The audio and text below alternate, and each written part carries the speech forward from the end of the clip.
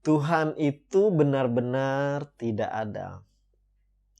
Pernyataan ini timbul dan juga menjadi bahan diskusi ataupun malah pergumulan bagi sebagian besar umat manusia di era teknologi di mana perkembangan ilmu pengetahuan saat ini begitu pesat. Begitu juga ketika kita berada dalam titik terendah kehidupan, seringkali pernyataan-pernyataan seperti ini bermunculan. Benarkah bahwa Tuhan itu ada? Apa buktinya kalau Tuhan itu ada? Bahkan pernyataan ini menjadi sangat populer setelah diucapkan oleh Stephen Hawking, seorang ilmuwan di bidang fisika kuantum, yang terkenal dengan teori mengenai kosmologi, gravitasi kuantum, lubang hitam, dan radiasi Hawking. Tuhan tidak ada pun semakin bergulir panas dari tahun ke tahun. Kemajuan teknologi dan ilmu pengetahuan menjadi ajang untuk membuktikan bahwa memang Tuhan itu tidak ada. Benarkah Tuhan itu tidak ada?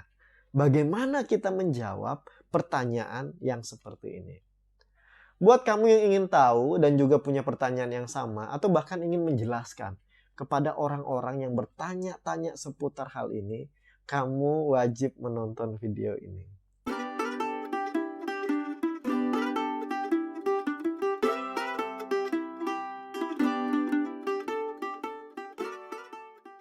Pernyataan bahwa Tuhan tidak ada telah menimbulkan perdebatan dari tahun ke tahun, bahkan ketika itu diucapkan oleh ilmuwan terkenal seperti Stephen William Hawking.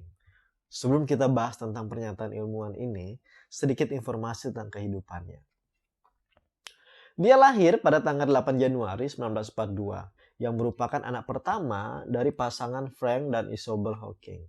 Hawking berada dalam lingkungan keluarga yang terdidik sejak kecil, bahkan ini diakui oleh lingkungan sekitar di mana mereka tinggal. Dukungan keluarga tentulah menjadi salah satu penyebab dia menjadi orang yang terdidik, pintar, dan bahkan sangat jenius. Namun pada tahun 1963, Hawking menderita penyakit amyotrophic lateral sclerosis. Penyakit ini membuat seluruh tubuhnya lumpuh perlahan-lahan. Penyakit ini mengharuskan dia hidup dengan bantuan kursi roda yang terhubung dengan komputer dan alat-alat canggih untuk membantunya bergerak serta berkomunikasi. Dia terpojok, mengalami depresi dan stres yang luar biasa akibat penyakit yang dia derita ini. Dengan situasi yang dia alami, syukurnya keluarga tidak mengabaikan dan meninggalkannya. Dukungan mereka membuatnya kembali bangkit, bersemangat, dan semakin dikenal sebagai seorang ilmuwan. Dia dikenal sebagai seorang ilmuwan di bidang fisika dengan teori kosmologinya, gravitasi kuantum, lubang hitam, dan radiasi Hawking. Bahkan, sebagai seorang fisikawan, popularitasnya layak disandingkan dengan Albert Einstein dan Isaac Newton. Nah, teman-teman, disinilah semuanya dimulai. Dalam bukunya dia menuliskan, berabad-abad diyakini bahwa orang cacat seperti saya hidup di bawah kutukan yang ditimpakan oleh Tuhan. Ya, saya kira mungkin saja saya telah mengecewakan seseorang di sana. Tetapi saya lebih suka berpikir bahwa segala sesuatu dapat dijelaskan dengan cara lain, yaitu oleh hukum alam. Menurut Hawking, pada masa lalu sebelum manusia paham sains, manusia mempercayai Tuhan sebagai sang pencipta merupakan hal yang masuk akal. Sekarang, sains telah memberikan penjelasan yang lebih meyakinkan. Gagasan tentang Allah tercipta karena ketidaktahuan manusia dan rasa penasaran manusia tentang ciptaan yang terlihat namun tidak dapat dijelaskan bagaimana terjadinya.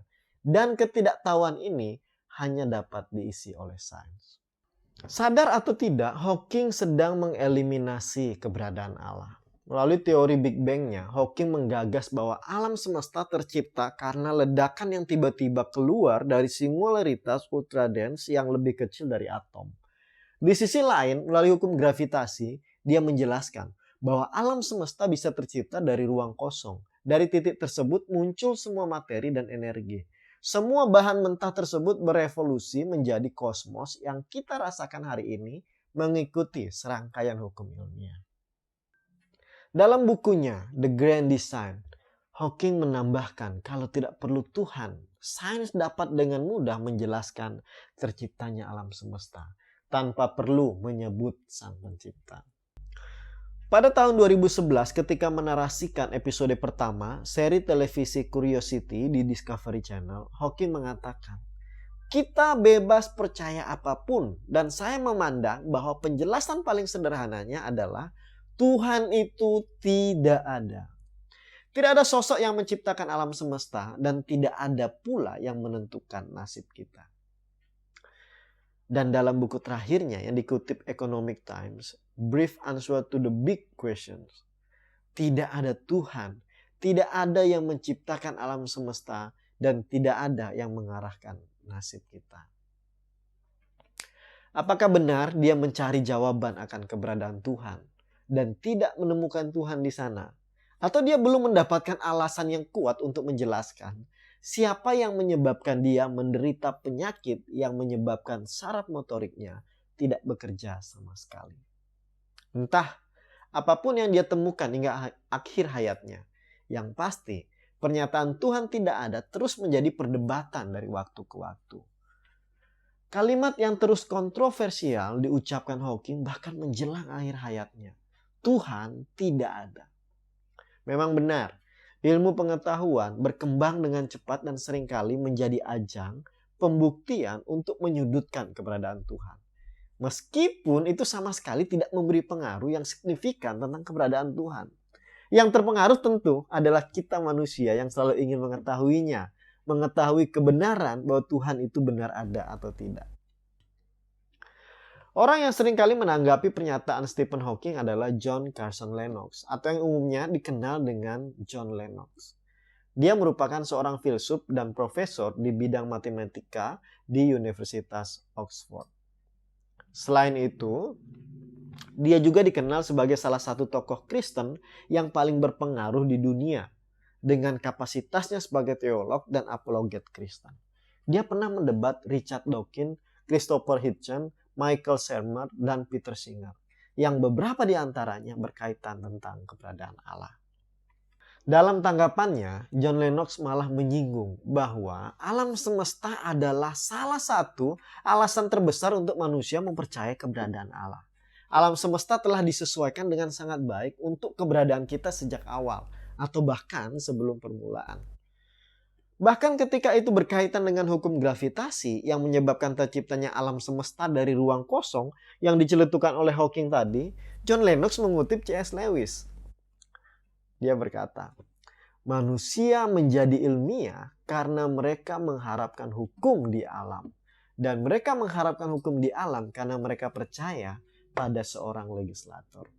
Siapakah menurut kamu legislator itu? Ya, itulah Sang Pencipta. Dialah Allah. Naluri alamiah kita langsung tertuju pada kuasa ilahi yang lebih besar, bahwa dengan adanya semesta dan ciptaan, malah meneguhkan bahwa ada yang maha kuasa, dengan kekuasaannya sanggup mencipta dan mengatur seluruh semesta. Jadi, penemuan-penemuan ilmiah yang rasional tentang dunia luar saat ini malah menjadi penjelasan tentang tatanan alam semesta yang masuk akal untuk menunjukkan bahwa memang ada Sang Pencipta. Betapa rumitnya keadaan di luar sana, namun dapat tertata dengan rapi dan indah. Apakah benar itu terjadi tanpa keterlibatan kuasa ilahi, kuasa Sang Pencipta?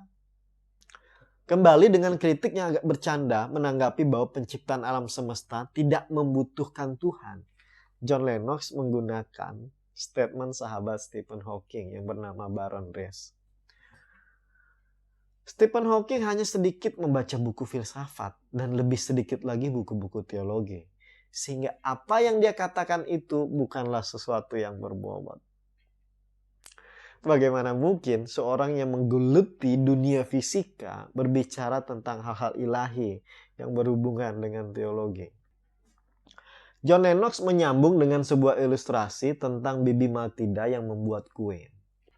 Katanya, bayangkan Bibi Matilda telah membuat kue dan kami mengirimnya untuk dianalisis kepada sekelompok ilmuwan top dunia.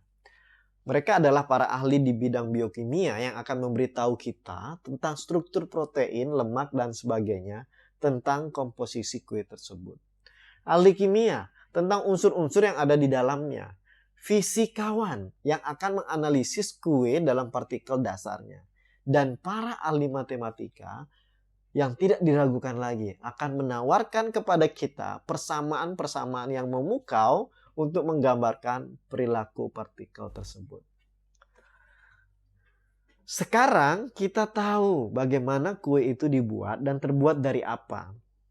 Tetapi misalkan sekarang kita bertanya kepada para ilmuwan tersebut, mengapa kue itu dibuat? Raut wajah Bibi Matilda akan menunjukkan bahwa dia tahu jawabannya. Karena dia yang membuat kue tersebut. Sudah pasti bahwa para ilmuwan terbaik di dunia tidak akan dapat memberitahu kita berdasarkan penyelidikan mereka mengapa dia membuatnya. Kecuali dia mengungkapkan jawabannya. Mereka tidak akan pernah tahu. Ilmu pengetahuan alam dapat menjawab pertanyaan tentang sifat dan struktur kue. Tetapi mereka tidak dapat menjawab maksud pertanyaan mengapa kue itu dibuat. Sangat menarik ya penjelasan dari John Lennox. Bahwa hanya sang pembuat kue, dalam tanda kutip sang pencipta, yang dapat dengan pasti menjelaskan maksud mengapa kue itu dibuat. Atau mengapa ada alam semesta ini diciptakan. Ketika para ahli mampu mengetahui dan mampu menjelaskan tentang alam semesta ini, bukan berarti di sana tidak ada sang pencipta. Mereka, para ahli, hanya tahu struktur, sifat, dan komposisi dari alam semesta ini. Dan jika disimpulkan bahwa tidak ada yang mampu melakukannya kecuali sang pencipta, yaitu Allah. Manusia seringkali lupa bahwa dengan sikap dan semua ide-ide yang ada dalam pikirannya mencerminkan bahwa ada legislator di sana yang sebelumnya telah mengatur semesta yang tampak rumit ini tertata dengan rapi dan indah. Demikian juga bukan berarti ketika kita tahu unsur-unsur alam semesta dan ciptaan, partikel-partikelnya dan persamaan-persamaan matematika otomatis telah mengeliminasi, menganggap keberadaan Tuhan sebagai mitos, bahkan sama sekali mengklaim bahwa Tuhan itu tidak ada. Malah sebenarnya penemuan-penemuan tersebut meneguhkan kita bahwa apa yang kita percayai adalah benar dengan maha karyanya yang sungguh agung. Dia tetap ada di sana dengan rencana dan rancangannya. Bahkan jauh sebelum kita manusia memiliki ilmu pengetahuan tentang bagaimana proses penciptaan. Orang beriman telah diberikan wahyu, dapat mengerti berdasarkan Kejadian pasal 1. Pada mulanya Allah menciptakan langit dan bumi. Bumi belum berbentuk dan kosong. Gelap gulita menutupi samudra raya. Dan roh Allah melayang-layang di atas permukaan bumi. Nah, bagaimana menurut kamu? Coba kamu cantumkan pendapat kamu di kolom komentar. Kita diskusi untuk bagian ini. Jika video ini bermanfaat dan memberkati kamu, silakan subscribe, like, dan bagikan. Serta jangan lupa untuk nyalakan notifikasinya.